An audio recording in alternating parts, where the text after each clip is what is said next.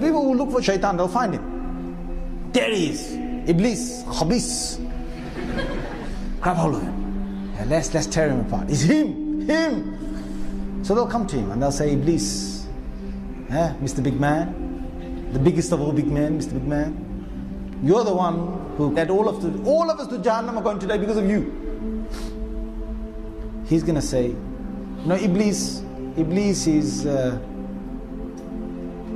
crafty, but you're going to see how crafty he is on the Day of Judgment. He's going to say this, إِنَّ اللَّهَ وَعَدَكُمْ وَعَدَ الْحَقِّ وَوَعَدْتُكُمْ فَأَخْلَفْتُكُمْ. Allah gave you a promise and I gave you a promise. Allah gave you the promise of the Quran and I gave you a promise of whispering into your minds and your hearts.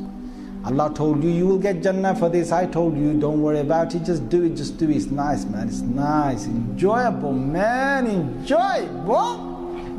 I said that to you. وَعَدْتُكُمْ فَأَخْلَفْتُكُمْ. I gave you a whisper in your hearts and I promised you, don't worry about it. You didn't listen to Allah, but you listened to me. فَلَا تَلُومُونِي وَلُومُوا أَنفُسَكُمْ.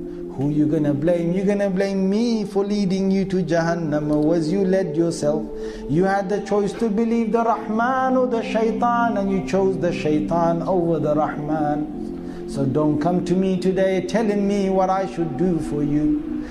مَا أَنَا بِمُصْرِخِكُمْ وَمَا أَنْتُمْ بِمُصْرِخِي. You cannot save me today and I cannot save you today.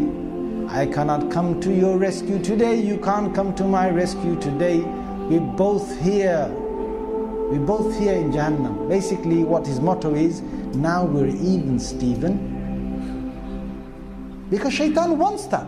He wants us to go to Jahannam. We know that Satan made a pledge with God, or declared himself arrogantly, that he is going to build up the hopes of human beings such that they will turn away from God. He would lead them away from the worship of the one God. So what we know more generally is that Satan builds up the hopes of human beings for a long life in this world, and ultimately that they will have good in this life regardless of whether they worship God or not. So he promises them immortality together with immorality.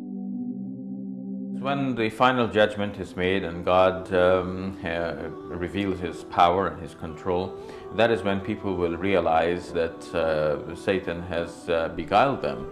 And Satan himself will now confess, I made a promise to you and that was a false promise. God has made a promise to you, that was the true promise.